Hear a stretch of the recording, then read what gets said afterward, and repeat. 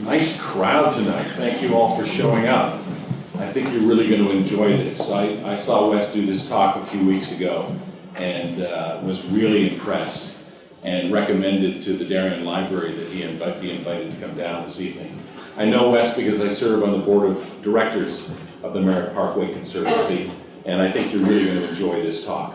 Wes is executive director of the Merritt Parkway Conservancy, and if you're not familiar with it, it's a nonprofit, member-supported organization that's committed to the protection and stewardship of Connecticut's largest and most heavily used cultural resource.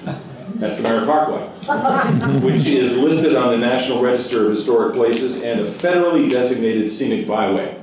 Wes is a native of Stamford, and his long career in historic preservation has included senior staff positions with the Connecticut Trust for Historic Preservation, the New York Landmarks Conservancy, the Preservation League of New York State, and the New Jersey Historic Trust.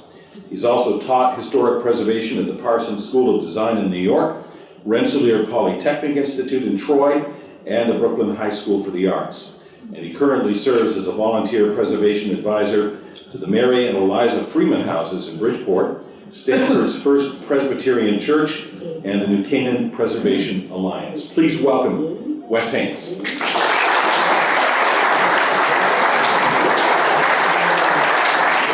Well, thank you, Jim, and thank you, everybody. This is a great crowd tonight. So I'm looking forward to taking you on a little ride on the Parkway, a little bit through time, a little time travel with the Parkway, and we'll see where we end up at the end of the evening. As Jim said, the Merritt Parkway Conservancy, we're not a state agency, we're a nonprofit, and we were established in 2002 when the Parkway was just emerging from a very dark period in its history. It had gone through a period of neglect that was really kind of sad. And I think, let me just make sure I'm doing this right, good. A quote from Ada Louise Huxtable, who many of you may know as an architectural critic for the New York Times back in the 70s and 80s, kind of gave a great definition of what a conservancy like the Merritt Parkway Conservancy is all about. Conservancies are established to protect something that was once considered universally great and universally appreciated, gets disappreciated for one reason or another, and tries through a non-controversial, non-confrontational way to change the subject and to right the boat, to turn things around.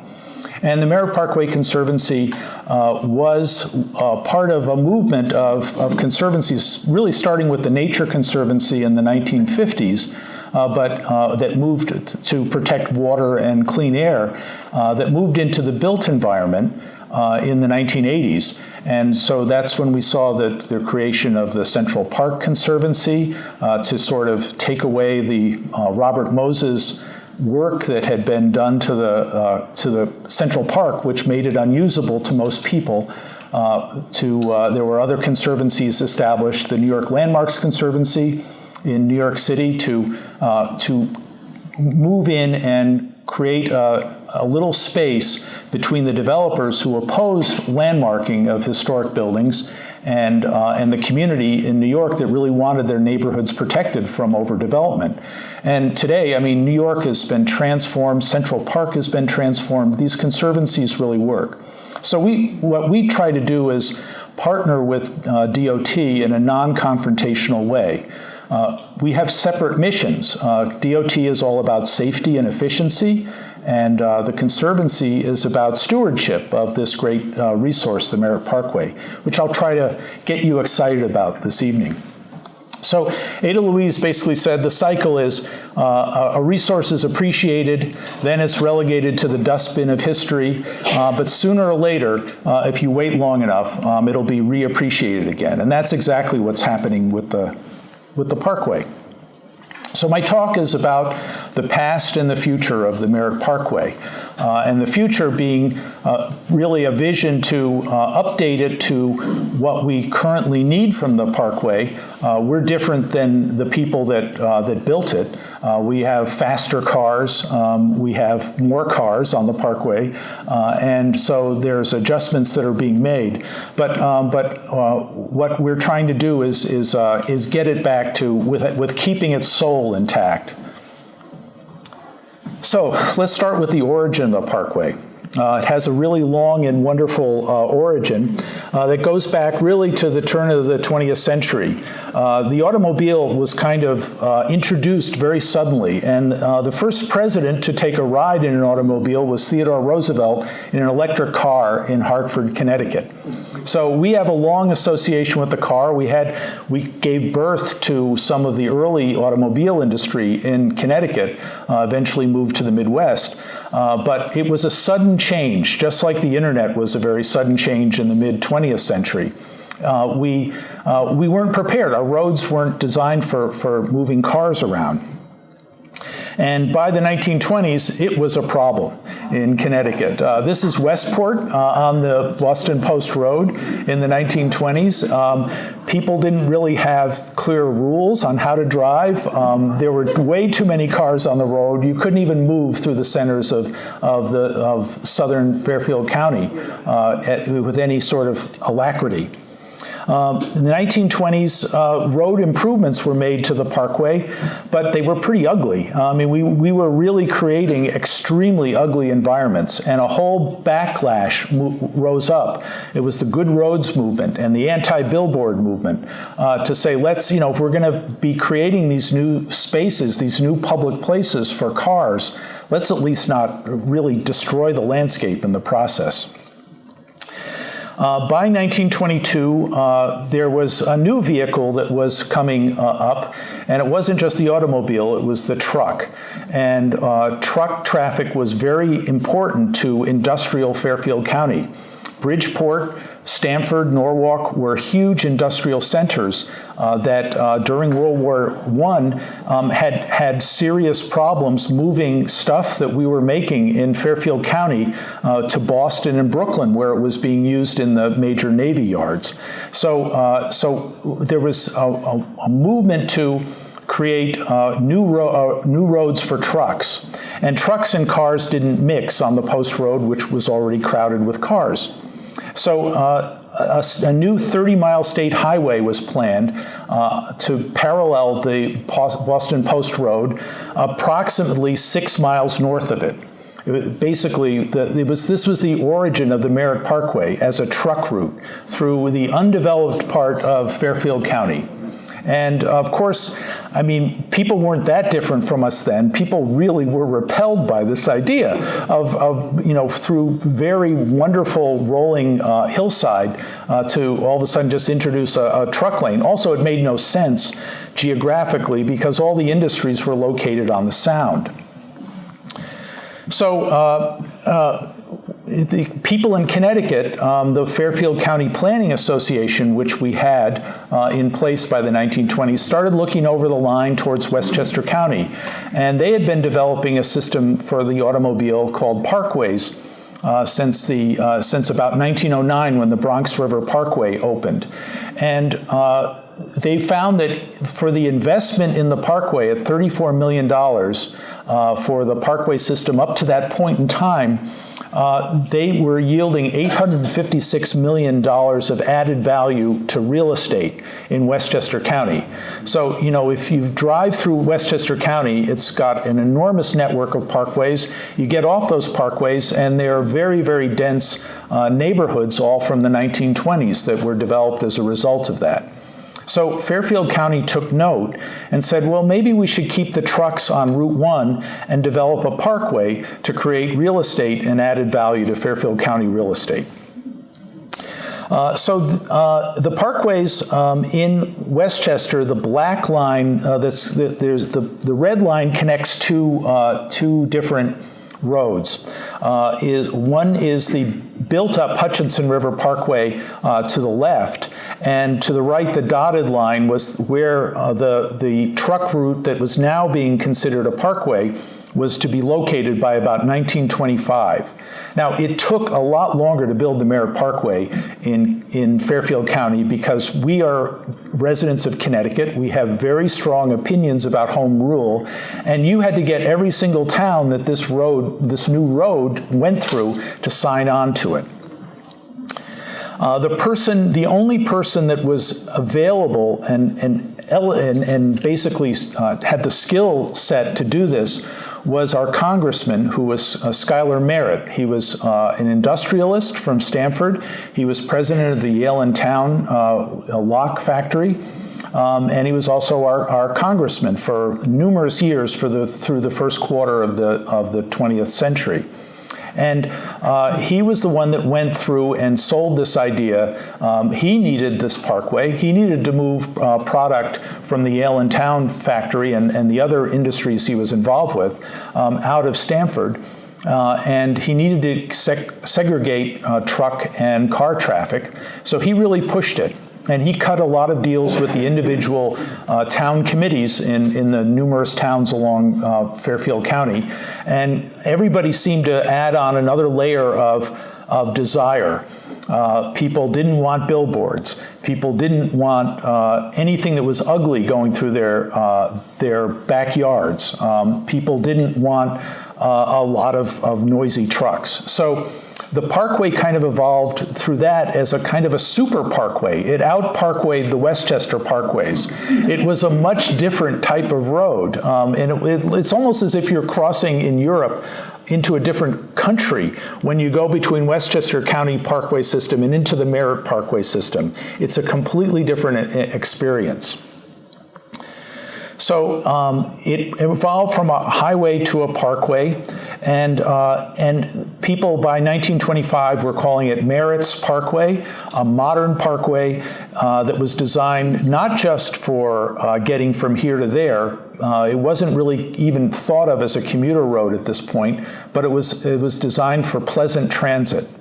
And so pleasure was a whole idea of this road. Now, Connecticut has never, again, built a road for pleasure at all. I mean, some of the roads that Connecticut has built since the Parkway have been filled with pain. But this road really evolved with this key principle in mind. There were precedents, kind of glimmerings of precedents for a pleasure drive in Connecticut. But they're really rare and they're really pretty obscure. Chapin Point was purchased at the turn of the 19th century, in the early 1800s, by a sugar baron called Moses Rogers from New York City. And Rogers really didn't want to develop it in his lifetime, but he did put a very fine avenue down the center of the peninsula of Chapin Point and planted it with trees. And so if you look at the photograph on the upper left, that's what it looked like in the 1860s when his estate was being auctioned off. The trees are sort of small. And by the 1920, circa 1920, in the postcard view of the main Moses Rogers Road, which is now Chapin Avenue, is really planted as a parkway. And so it's sort of an early Republic parkway. But it wasn't the norm at all. Parkways kind of evolved also from the English park planning movement, which the major proponent in the United States was Frederick Law Olmsted, a Connecticut native.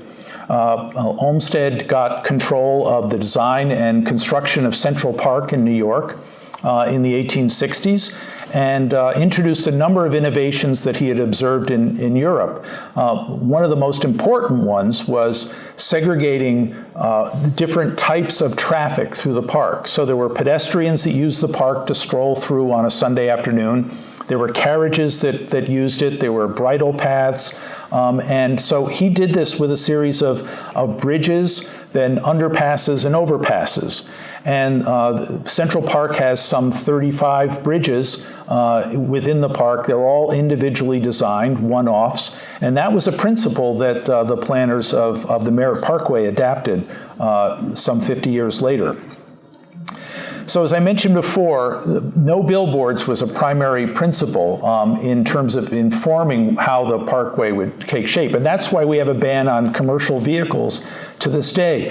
And it's tied to license plates. But you know, it's probably the most broken law in Connecticut universally. And the Conservancy is really trying to do something about that. We check in with the state police every now and then. We're trying to organize Boy Scouts to do traffic counts and maybe do a little bit of notification of some of the commercial traffic that is illegally using the parkway today.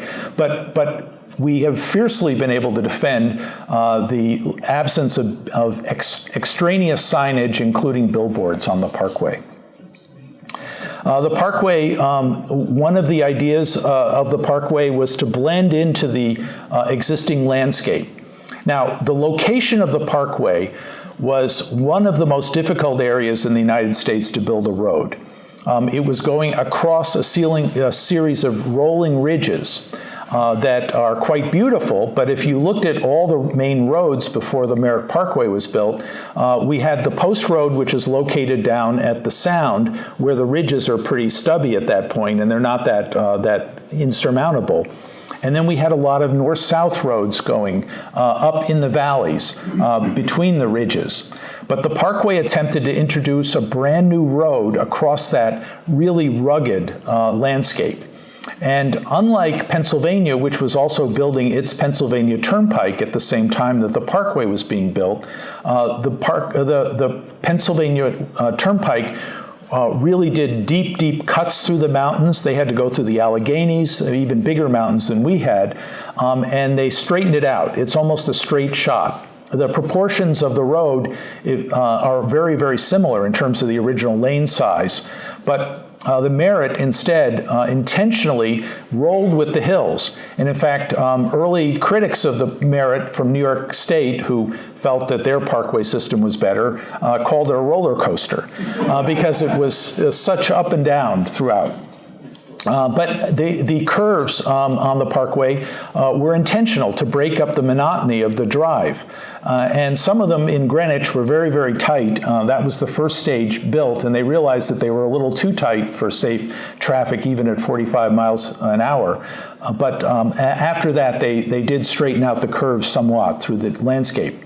But it was an idea of having a little park alongside the edge of the parkway, but with these long views out to the rolling hillside of Connecticut, which at that point was relatively undeveloped.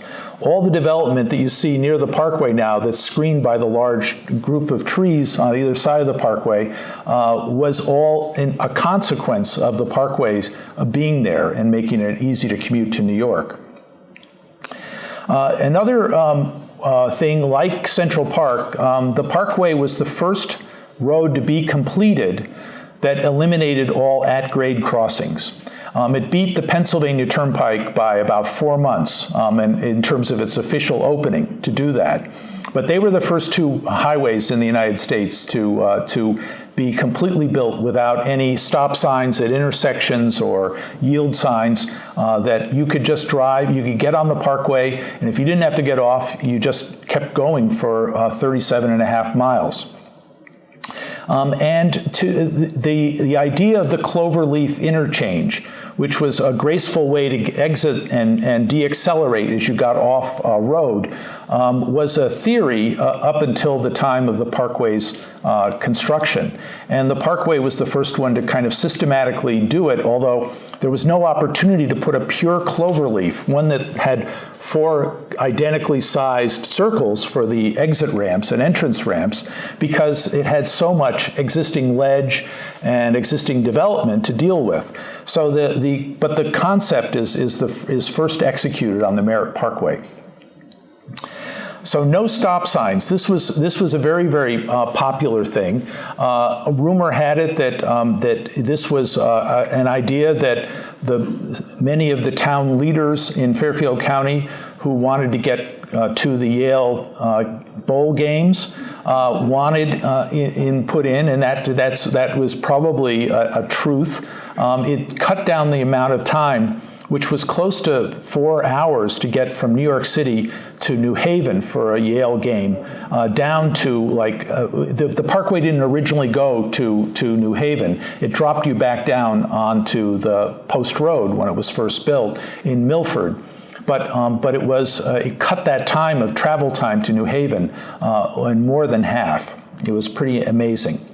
And of course, it wasn't missed on advertising opportunities either.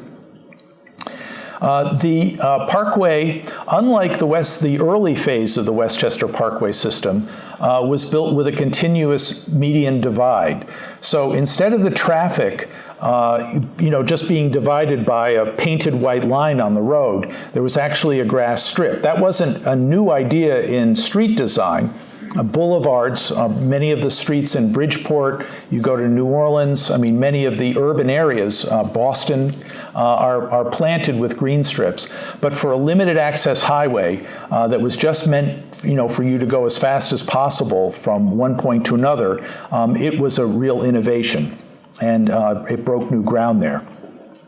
And way before the concept of pollinator pathways was before anybody, the landscape architect of the Merritt Parkway, Weld Thayer Chase, specifically wanted to keep the vegetation on the Parkway as native vegetation. He didn't want to introduce the ornamentals that have been introduced in the Westchester Parkway system, which were very beautiful and very showy.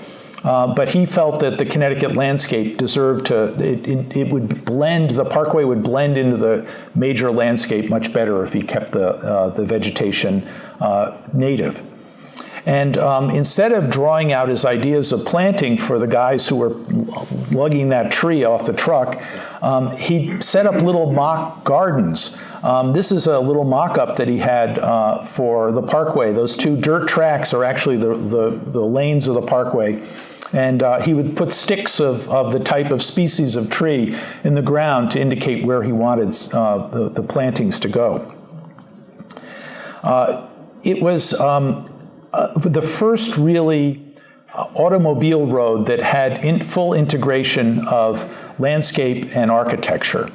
And by that I mean the architecture was the primary, the infrastructure, the hardscaping was there first, and the way that the landscape sort of brought up to the hardscaping, the plantings, the pieces of the scenery that are in constant change was really well considered.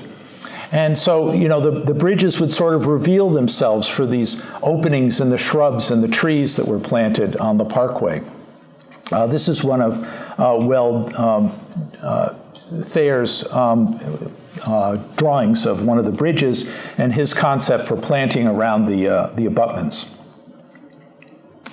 This is the architect's version of the same kind of thing, of looking at it from the bridge point of view, and what his feeling was too. The planting was meant to be minimal around the bridges, because the bridges were really very show-offy on the Merritt Parkway, unlike any other bridges. George Dunkelberger was an unemployed architect who he wasn't unemployed, he was a principal of a Hartford firm, but he couldn't find any work during the Depression. So he went to work for the Department of Highways as the lead architect, and he ended up designing 69 uniquely individual bridges. If you've heard the rumor that these were designed at frat parties at Yale, that is a false rumor. I'm sorry to break your bubble. But every bridge on the Parkway, even though there are only 3 separate structural systems that are used inside these bridges to construct them, each of the bridges was detailed differently.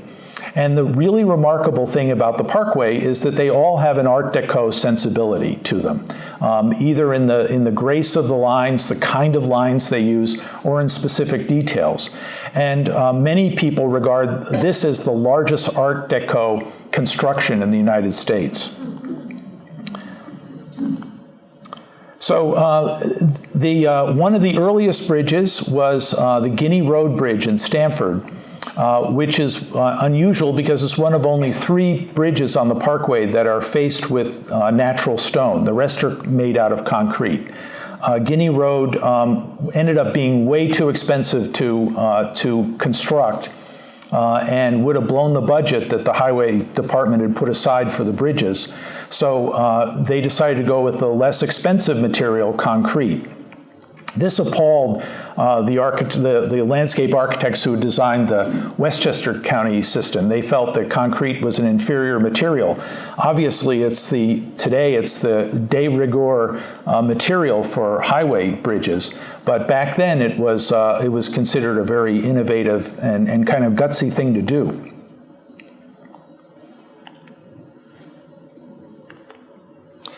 And this is one of the more Art Deco bridges, the Madison Avenue Bridge in Trumbull, which looks like it's almost like a billowing laundry on a laundry line. It's like this curtain that just kind of waves in and out. So the plasticity of concrete, Dunkelberger really fooled around with it, and he accomplished some wonderful, wonderful details with it.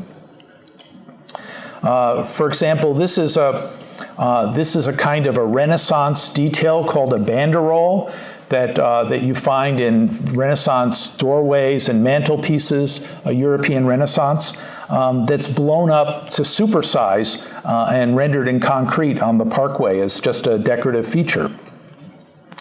One of my favorite bridges, and maybe yours too, is Merwin's Lane, which is really one of the most expressive bridges, both in its just form. I mean, these horizontal bands are just stunning to look at, but also the details of it. The cast iron spider web railing that is just really just a piece of beautiful artwork. There was one sculptor who did most of the sculptural work on the Parkway. So Dunkelberger would design the massing and work very closely. He didn't do actual drawings for the sculptural parts of the bridges. He did them for the forms and the massings. But Edward Ferrari, who had a studio in New Haven, was commissioned with doing all the sculptural work. So he did the actual modeling of the insects and the spider web. Except for one detail that Ferrari's father did, who was a well-known sculptor, all the work is Ferrari's. So the Nike sculpture, this isn't Nike sneakers, this is the classical Nike, which is a monument to the civil engineers who worked on the Parkway on the James Farms Road Bridge. And then this owl casting, this is a bridge that runs underneath the Parkway. So when you're on the Parkway, you never see this owl. You have to be on Hillside Road in Fairfield to really enjoy this owl. So Dunkelberger was using these wonderful details, even for the benefit of the smaller volume traffic that was appreciating the Parkway. The men who built the Parkway, and it was all a crew of men. About 2,000 laborers built the Parkway, and it provided really desperately needed work during the Depression. Earl Wood, who was the superintendent of construction, was interviewed later in life and said, he didn't know of anybody who complained. Everybody felt that they were doing something for the country, something for the state, creating something bigger than themselves in building the Parkway. And the Conservancy hears frequently from people who are the children and grandchildren of people that worked on the Parkway. And if there's anybody here tonight, I would love to talk to you after my talk. Or if you know of someone, I'd love to be in touch with them. There was also a lot of early heavy equipment used on the Parkway because even though they tried to keep the Parkway as free as possible of road cuts, they did have to cut through some of the ledge at the taller hills. And this itself was kind of an object of fascination, and WPA artist Howard Heath spent about 3 months just doing watercolor sketches. They're all up in the state archives of the men at work on the Parkway, and they're some of the most evocative images of the Parkway under construction. And including how they form the bridges, which are also important when it comes to making decisions on restoring the bridges today. For a while there, while the Parkway was being built, it created a few surreal moments in the landscape. This is the Sport Hill Road Bridge, which is now Easton Turnpike in Fairfield, which predated the arrival of the Parkway to it. The Parkway required the demolition of a number of older buildings along the right-of-way, or the removal or the relocation of them. But you can sort of see how they worked it here back in the 1930s. So they brought the side roads gently up to a point where they could cross the Parkway. The bridges were intentionally kept low for that reason, so that they didn't have to bring these side roads up and make them like way up and then way down again.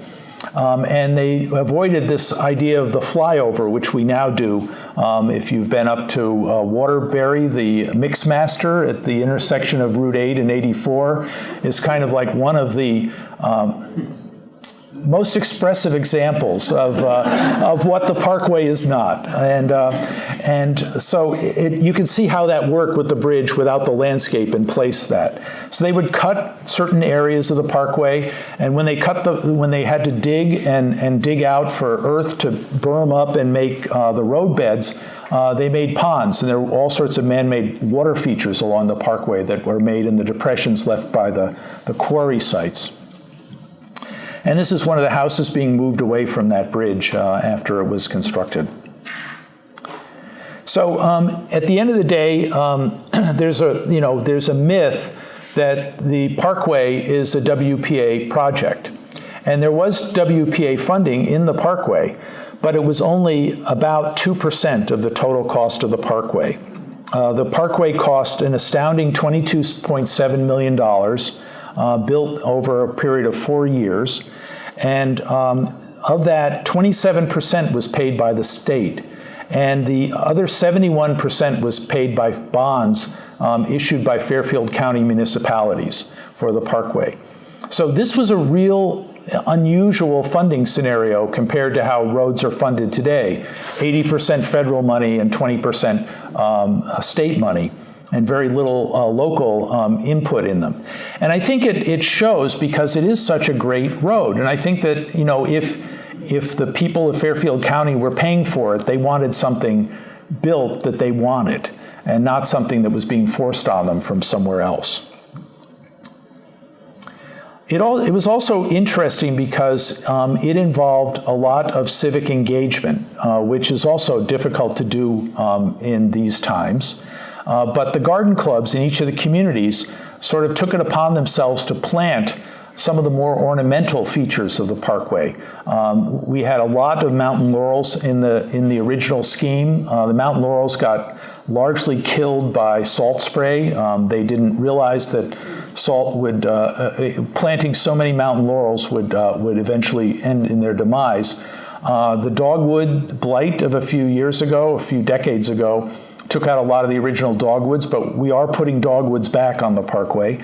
But those were the kind of ornamentals that the local garden clubs contributed to. And I know a lot of the garden clubs in Fairfield County still want to get engaged with the Parkway, and it's very difficult with the bureaucracy we have in Hartford.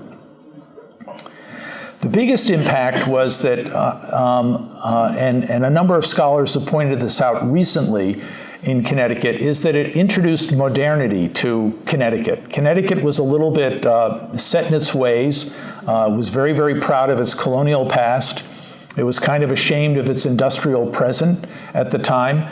So it kind of kept looking back at the Pilgrims and overlooking all the other things that Connecticut had contributed to American culture. But it really was a gateway to that, and it did.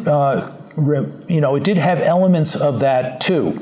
It coincided with the 300th anniversary of the founding of the city of New Haven, which coincided with the opening of the Parkway, and the Native American sculpture on the right was done by Edward Ferrari's father, the noted Italian sculptor. It was immediately hailed at the 1939 World's Fair as the road of the future. There was actually a miniature diorama of the Parkway that was built and exhibited. We've never been able to find a photograph of it, and we have no idea what happened to the diorama. But there was a scale model that was built in the exhibit. And it was an outflow allowing a lot of Connecticut residents to get directly into the Westchester Parkway system and down to see the World's Fair. And these are just some views of it as it opened, which looks very different from the way it looks today. But the landscape architects had envisioned it to, the plants to grow up over time. They left a lot of existing large trees in place. They took out junk trees that they didn't want. There was a lot of selection going on at that point, but it was a much lower growth kind of experience back then. It had an interruption of passenger cars. During the 1940s, it became a major military highway between Brooklyn and Boston, and was used for convoys to go back and forth. And gas rationing was in place during World War II, so there wasn't a lot of opportunity for people to do pleasure driving anyway. So let's briefly go through the period of decline. And I think it's sort of summed up in these statistics here. In 1938, it was designed for 45 miles per hour. And the last time that speeds were studied in any depth was 2003. And the 85% of drivers were averaging 73 miles an hour on the Parkway, even though the posted limit is 55. It was handled 18,000 cars per day very gracefully in 1938. In 2003, that count was 57,000. Today, it's probably closer to 70,000 a day, which puts the Parkway in the millions of cars per year that it handles. By the 1970s, there was a lot of pressure to widen the Parkway. The Parkway was built with a right-of-way that anticipated the possibility of adding another 4 lanes on the south edge of the Parkway. That was an idea that they acquired, and the state acquired enough land to do that.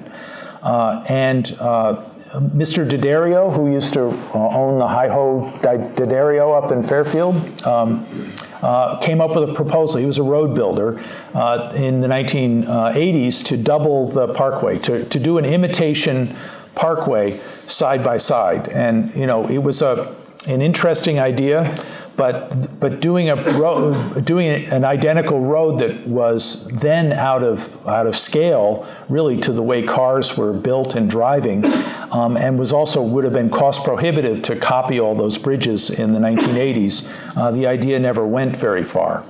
So when Bridgeport really felt that it needed to expand the north routes out of Bridgeport, Route 8 and Route 25 northbound, they pushed, and they had 2 interchanges completely reconfigured.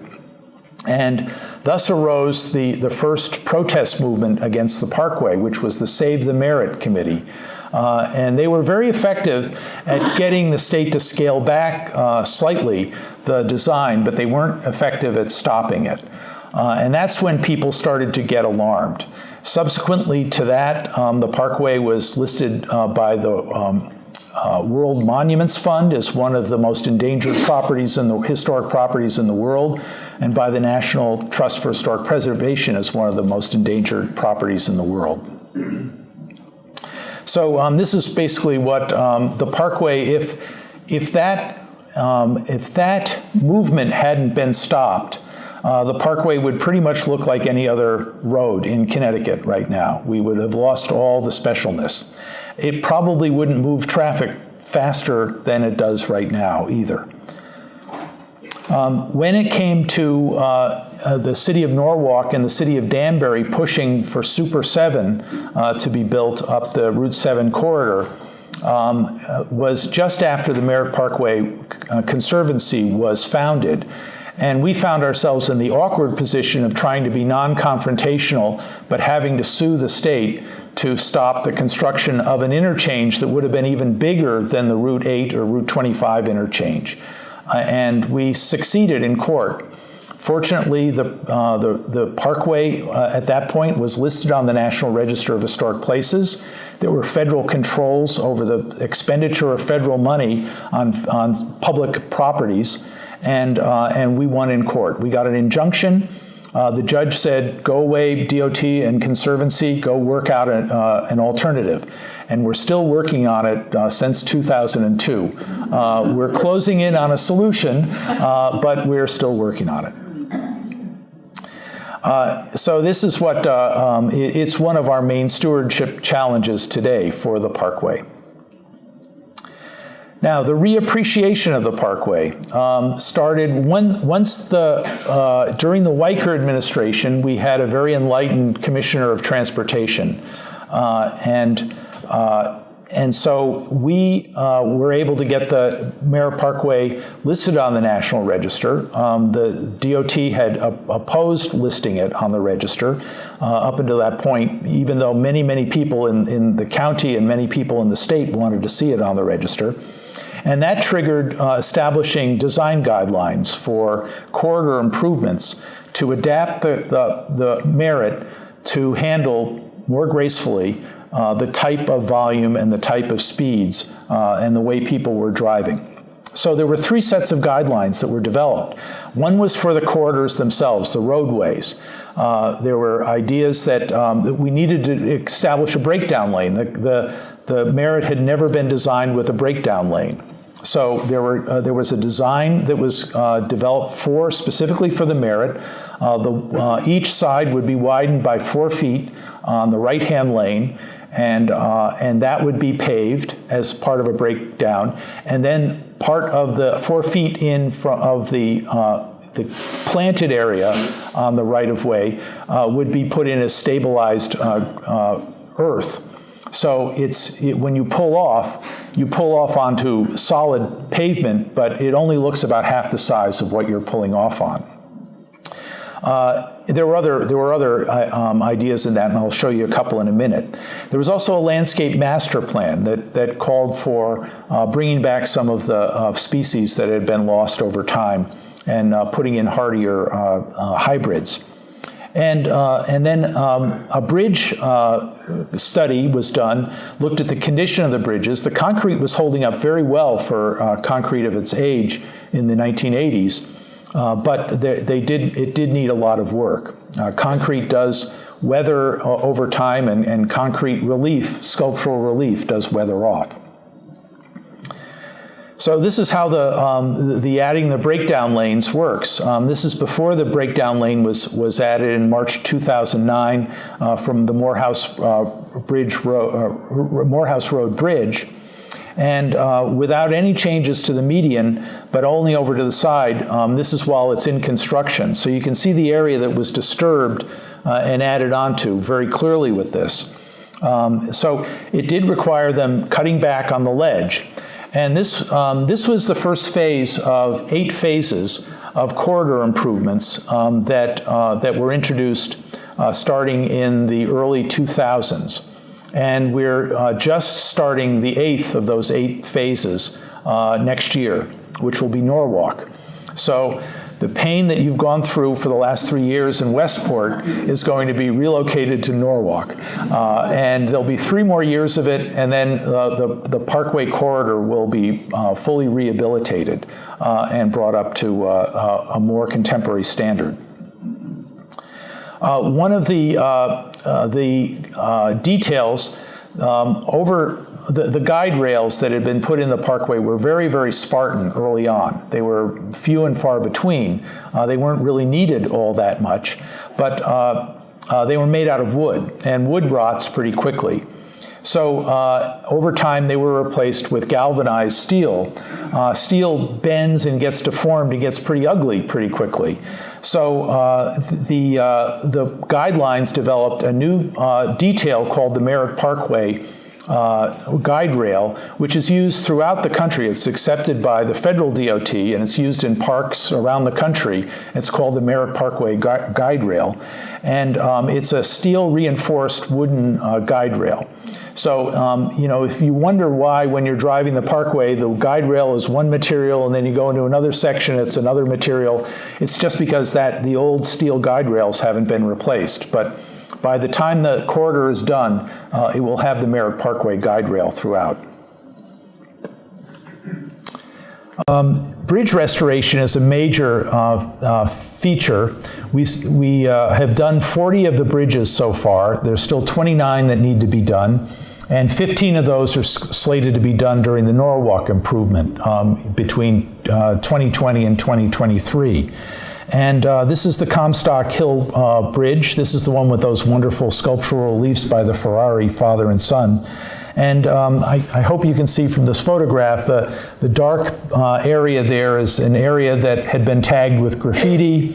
DOT, whenever they see that, they try to cover it up immediately, but they don't really do very careful paint matching necessarily. So we're trying to get them to do better paint matching, but also to still be responsive. But this bridge clearly needs to be cleaned, and cleaned very gently and sensitively so we don't lose any of the sculptural relief of those wonderful Pilgrim and Native American.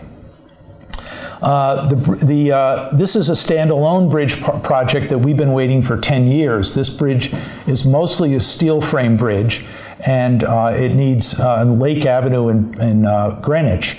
And it's one of the last bridges put on the Parkway. And it's very different. It was built while there was traffic moving underneath it, unlike the other bridges that were built before even the Parkway reached them. And so this one is much more, built more like a modern bridge that's more components than something that's cast in place with a lot of detail. So it's largely just a plain steel span carried by stone and concrete abutments, but it has this beautiful decorative screen on it that is a grape motif that comes out of the Connecticut State Shield. And it originally was painted in 3 colors. It's today painted blue about 25 years ago, but it's mostly rusted through, so it's mostly brown now. But when it's repainted, it's going to be this beautiful, dark, all the grape relief, as you can see in the historic photograph on the left, will be re-revealed on the bridge. And it's going to be kind of magical to go through. I can't wait to see this one repainted.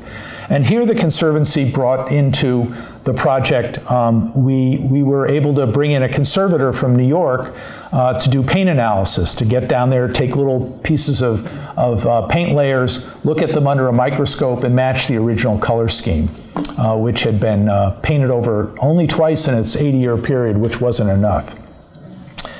Another project that we got involved with, which isn't really part of the corridor studies, but in the early 2000s, the state decided to upgrade the service areas. They were really badly in need of upgrading. And the initial proposal was to tear down the Colonial Revival service stations. They were built as garages originally in 1940. They were an afterthought on the Parkway. They realized that if you're going to be this far out in the countryside and that far away from a gas station and people are always breaking down, you needed gas stations on the Parkway. But today the needs are different. The needs are not so much for gas on the Parkway because you can get them on the side roads, but for convenience and for rest areas. So they were being completely rethought. And we were able to talk DOT, and the tenant, these are leased out to concessionaire, to keep the existing building, and an architect on our board was able to advise them on the design of the gas pumping stations and just how to treat the original buildings. So they weren't restorations of the buildings, they were adaptive uses, but we still have the original buildings there and the scale. One of the things that's probably everybody is aware of right now, tolls are being considered in Connecticut, and the Conservancy doesn't have a position for or against the tolls, but we are dead set against having gantries put on the Parkway.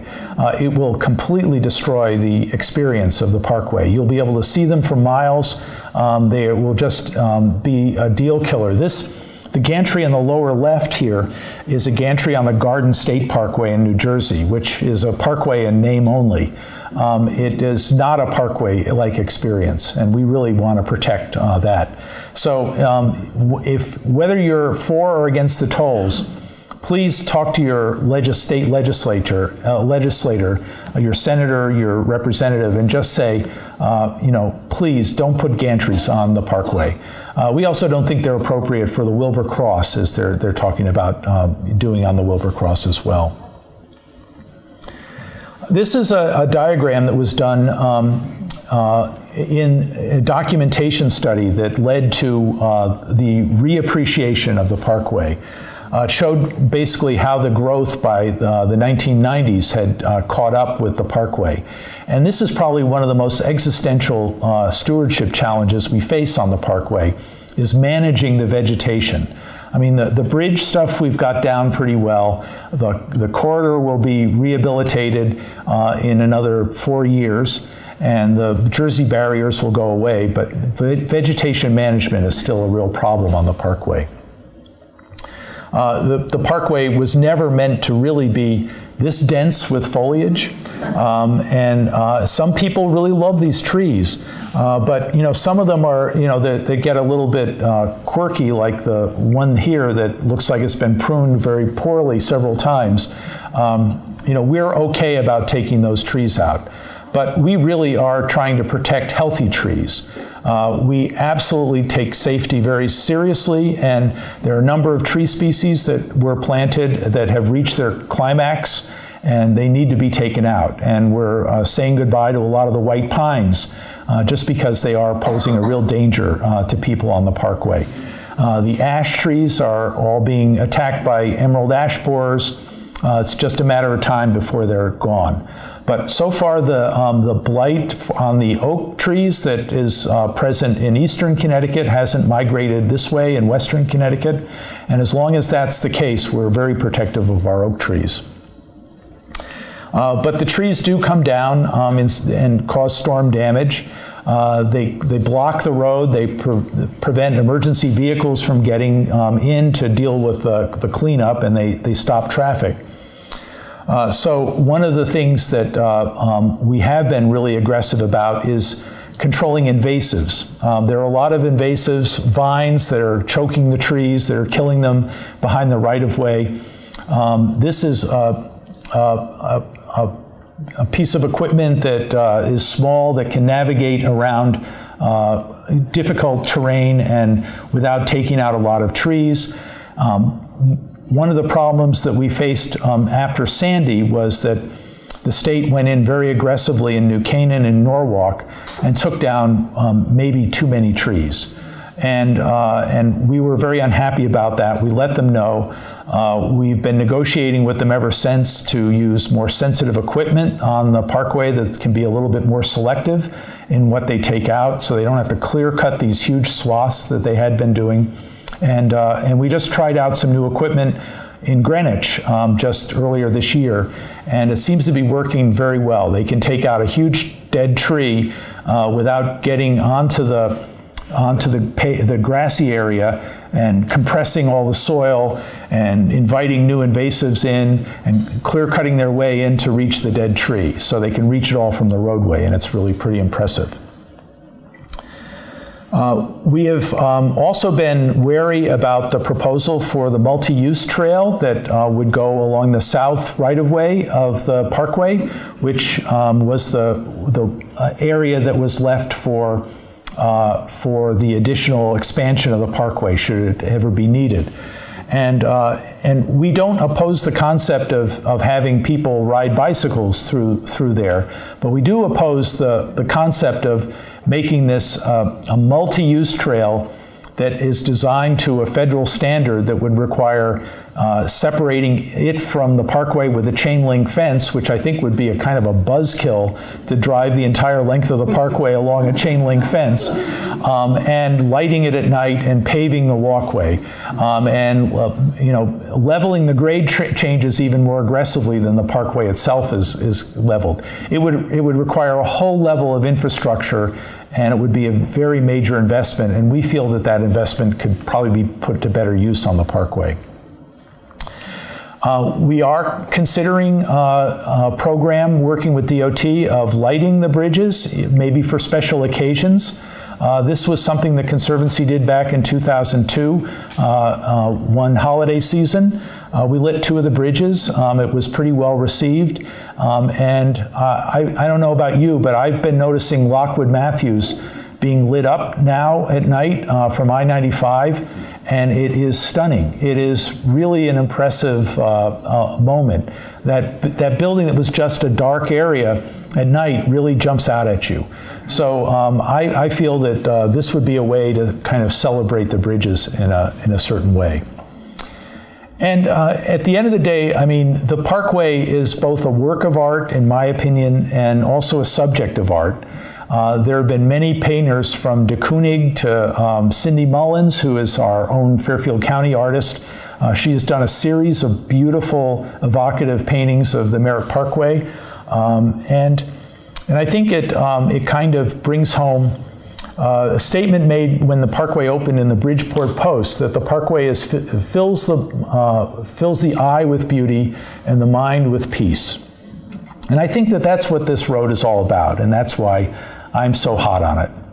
I also grew up on it, and I've driven it forever, and I still love it. And since we're in a library, let me just introduce you to a couple of books if you want to learn more about the Merritt Parkway. The book on the left was done by Bruce Radd in the 1980s. It's a wonderful, comprehensive study of the artistic qualities of the Merritt Parkway and some of the politics that went into it. Traveling the Merritt Parkway is part of the Images of America series. It goes town by town through the Parkway and does a kind of a chronological narrative of photographs of the Parkway in construction and over time. And it's a wonderful sort of guide if you're interested in one town in particular. My predecessors at the Conservancy, Jill Smith and Lori Heiss, who you may know, wrote a book together, The Merritt Parkway, The Road That Shaped the Region, which really looks at some of the internal discussions going on with how the Parkway developed as a public space, and also the impact that public space had on development in Fairfield County. And 2 books that just came out this past year. One is a collection of a now defunct magazine called Connecticut Circle, which promoted the suburbanization of Connecticut at a time, was published right after before World War II until right after World War II. And it kind of created the idea of Connecticut that we all know from Hollywood, of, the wonderful, charming place where the snow is always falling and out in the woods, and, people put on plays and everybody comes to them and blah, whatever. So it's that kind of image that it was promoting for Connecticut. But the Merritt Parkway was central to that identity of getting people to move out of urban areas into the bucolic hillside of Connecticut. And my former colleague at the Connecticut Trust, Chris Wiegren, has just done a book that tells the story of Connecticut through 100 places. And the Merritt Parkway is one of those places. And Chris is a very insightful person. If you like architecture, I would hope that the library has it, and I would hope they get it if they don't have it, for you to take out and enjoy. They're very brief entries on it. So that's our website.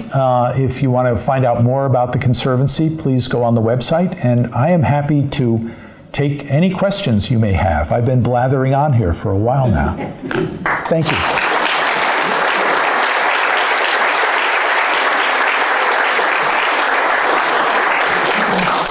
Yes. Yeah. Do you cover just the Merritt Parkway, or do you also go into the Wilbur Cross as well? Where's your... The question is what is our coverage? And the National Register nomination only covers the Merritt Parkway. The Wilbur Cross was an extension of the Merritt Parkway that was actually funded by the tolls from the Merritt Parkway when they put tolls in after they went in. It wasn't really part of the original plan. But we only cover the Merritt. We frequently get calls about the Wilbur Cross. And we're also monitoring the DOT's conceptual idea of adding a third tunnel through West Rocks and New Haven, which we feel would be a mistake because that could change the volume on the Merritt ultimately. I understand several workers were killed in that excavation. I believe, yes, I believe that's correct. One last thing. I also read somewhere, I think, that the Merritt Parkway was designed. Several people objected to doing the properties, and one in particular didn't want a certain tree cut down. And so the road was curved accordingly. And subsequently, that tree has died. Yes, the question is that property owners objected to trees being cut down and the road was bent around them. There is one case in New Canaan. It was called the Lapham Oak, and it was it was basically where Waveney is. It was on the shoulder at Waveney, and it was an ancient oak, and the commissioner basically agreed not to cut it down. The oak eventually did die, but it was very controversial. And there was actually an article in Connecticut Circle magazine that had photographs of it from two different angles, one that emphasized the curve and one that showed that there was just a little tiny bend and it was pretty close to the road. I mean, I had the pleasure of driving the Redwood Highway in the Pacific this summer. And, the redwoods, the road does bend around the trees there. I mean, they're big enough that it has to. And it's just an amazing drive. I would have liked to have been on the Parkway and have driven around the Lapham Oak, but it's long gone, I'm afraid. Yes? Are there alternatives to the gantries for tolls? You can put underneath the road or something? The question is, are there alternatives to gantries for tolls? Yes, there are, but if they're using the standard Easy Pass system, it's going to be difficult to get that done. However, there are alternate ways of doing it. New York State conducted a study recently when they were upgrading their Easy Pass system, and it can be introduced into the railings, the tags can be, into the existing infrastructure of the highway. And we would rather see something like that happen with toll collection. Jim Cameron on our board has made the point, if I can quote you here, Jim, that if we can wait till 5G technology is out, the whole technology is going to be completely different about the way that tolls are collected. And so if we invest heavily this year in toll gantries, we'll be investing in 1980s technology to collect tolls that'll soon be out of the way. Yes? I was told that the height of the bridges was determined to be so that buses from the city would not be able to come up to the suburbs.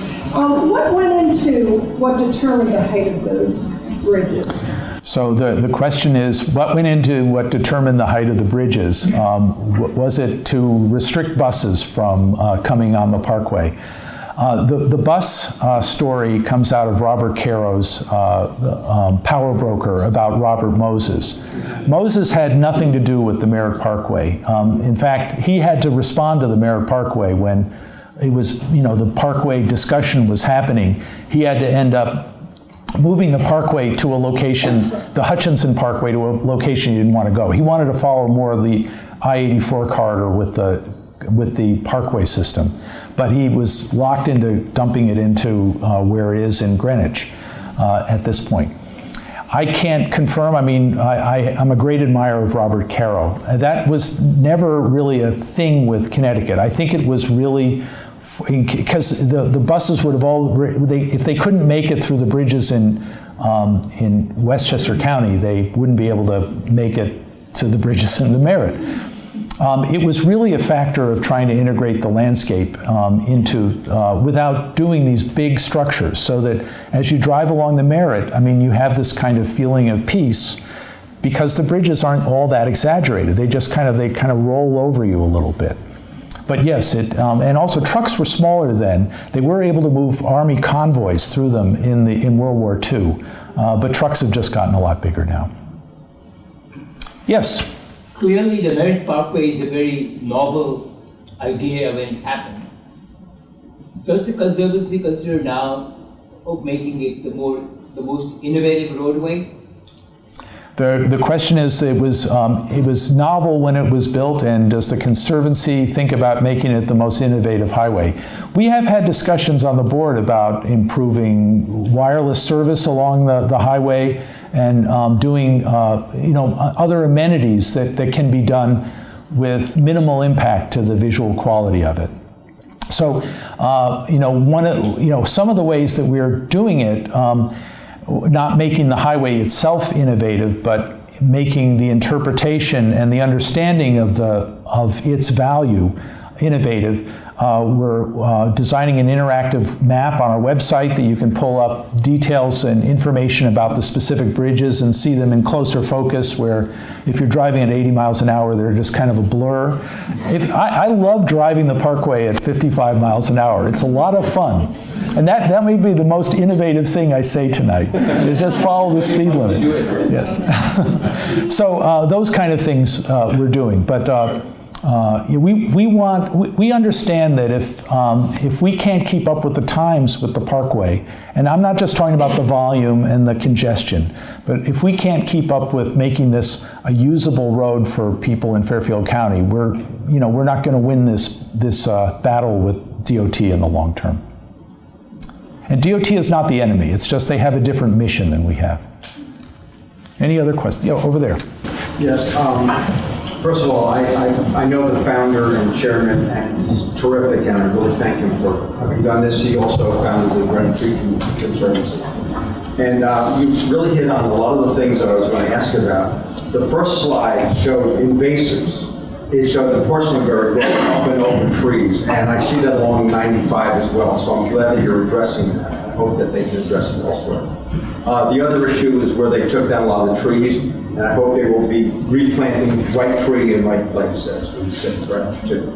And we had also studied the multi-use trail, and in Greenwich at least, we were really against it, because one of the things that the state wants to do is have the town pay for the maintenance of it. Yes. We don't want that. But the one thing that you didn't touch on that I would like to ask is, what about putting the old style signs back, even if they have the reflections on, the VOT standards. But the design of the old style was, I think, terrific. I'd like to see that. Oh, wait, I'm sorry, one other thing too. Can we have some sort of a barrier or a way to prevent trucks from hitting the King Street Bridge? Okay, so there were two questions in that. One is about, can we introduce a barrier to prevent trucks from hitting the King Street Bridge? And can we reintroduce the historic signs? So let's start with King Street first. King Street, fortunately, is the Hutchinson Bridge, so it's not our problem. And so we're glad that they're hitting the King Street Bridge before they hit any of ours. But they're still hitting our bridges a lot. DOT is experimenting right now. The Lapham Avenue Bridge just got hit this weekend again. You can make it through with a rider truck on the southbound side at the west portal, but once you hit the east portal from the inside, you break it all, to smithereens, and it's been broken to smithereens a million times. So we are going to be introducing on a trial basis some sort of signaling system that signals people before they reach the trucks. But there's a systemic problem there too, because some of the GPS systems like Waze don't mark the parkway as limited to cars. So if you're driving a truck, it won't just differentiate between any other marked state road. The trucks are not allowed. And basically the highest incidence of truck collisions happens in the spring when college kids are moving back home with their stuff. They're just like focused on Waze, and they're oblivious to like looking at the signs that says no trucks on this road. So we are experimenting with a couple of things, but we don't want to clutter up the highway with a lot of extra hardware as well. The question about signage. Because the Parkway accepts federal funds for some of the bridge improvements and corridor improvements, the DOT has to follow the federal sign specs. And they've bent about as far as they can with us keeping, we have to use the standard lettering. They would never let us put backwood signs again on the parkway. We had signs that have been painted with the jagged edges to sort of look like those signs.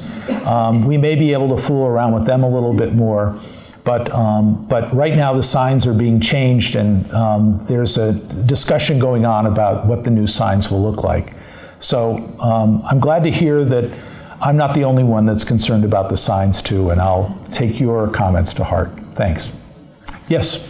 Question about the entrance out of gas stations onto Merritt Parkway. Not a question, an observation. It's ridiculous. And I don't understand how that was allowed to be designed that way. It's just tremendously dangerous to have an accident near a gas station. The question is how were the exits off the service areas allowed to be so short? They are, and they've been extended where they can be extended, but some of them are so close to entrance ramps or exit ramps to other activities on the parkway that they just can't be extended anymore. There's no way to put a cloverleaf in there to turn you around. You'd have to turn around the gas station, and like at New Canaan, there's actually a service station, a service area for the DOT trucks right behind the southbound station. So, there's not a lot of space on those service areas. And I think they've been stretched about as far as they can. They were designed because, you were accelerating from 0 to 35, and the oncoming traffic is heavy, and it was, there was time to move over. So I think everybody recognizes it as a problem, and we just don't have a solution for it yet. Maybe autonomous vehicles are going to be the solution. Yes? Maybe this is the 800-pound gorilla in the room, so it's a complicated question, but has the Merritt Parkway as a parkway outlived its usefulness given the growth in traffic we have? We can't keep widening the turnpike. Are we going to have to accept the fact something radical is going to have to be done with the parkway, or should we leave the parkway in its current state and try to find a place to build something else to grow capacity east-west, west-east? So the question is, given the traffic congestion in Fairfield County, should the parkway be upgraded, or should it be kept in the same state and a new vehicle for vehicles introduced somewhere else, or widening of I-95? It would be really expensive to widen the parkway any more than it is right now. There'd be a lot of ledge cutting that would be required. I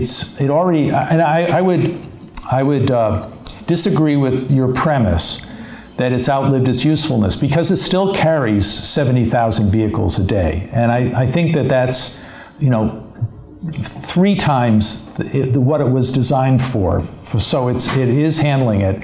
And once the construction's out of the way, I think that the traffic's going to even be easier to handle.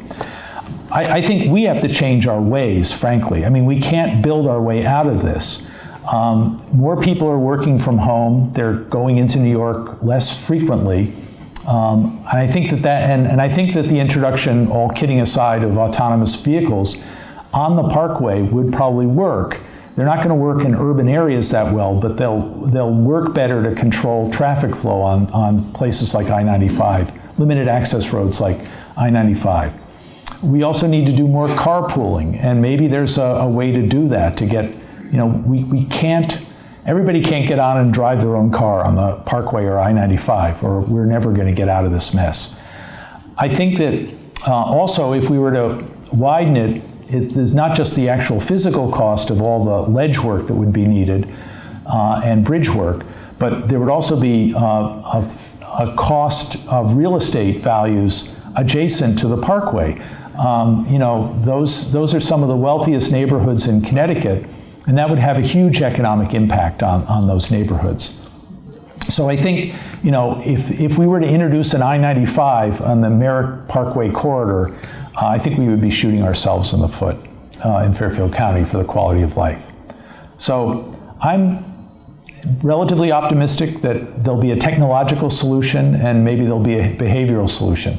I mean, millennials are driving fewer cars than my generation is driving, so that's hopeful. All right, there was one more question. Yes? Just considering that also, Merritt Parkway is probably the worst example of mass transit in the whole country.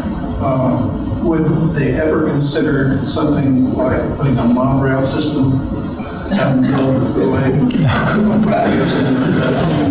So, anything like that would be considered as virtually everyone is along their car that drives on that road.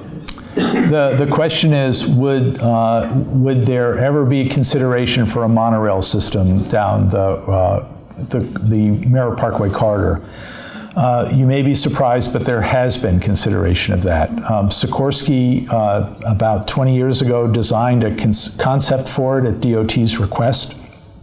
And I don't think it proved to be feasible because it would be very difficult to put stations along the right-of-way and parking. These are all residential neighborhoods. So you could run the monorail down the median, but you couldn't get people to it, so no one would use it. And I think that was sort of the deal breaker there. But that has been considered. All right, I know we were told 2 questions, but if anyone has a question, I'll be around here for a while and happy to. Oh, thank you.